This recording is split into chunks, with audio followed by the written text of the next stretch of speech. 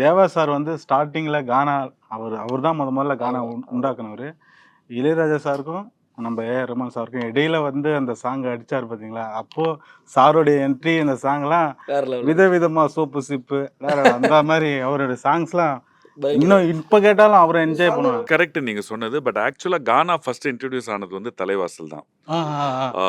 நீங்க சொன்ன இந்த 2 பாட்டுமே வந்து ஒரு ஃபுல் சாங் ஃபார்மேட்ல வரும். ஒரிஜினல் கானா வந்து இந்த இவ்ளோ பெரிய பாட்டா இருக்காது எனக்கு தெரிஞ்சு. அது வந்து ஒரு பிட்டு பிட்டா அந்தந்த அப்பப்போ வந்து 9 மணிக்கு மேல சரக்கு அடிச்சுட்டு வர்றத வந்து பாடுறது தான் அந்த ரிக்ஷா ஓட்டி டயர்டா இருக்கிறவங்க பண்ணிட்டு அந்த மாரி தான்.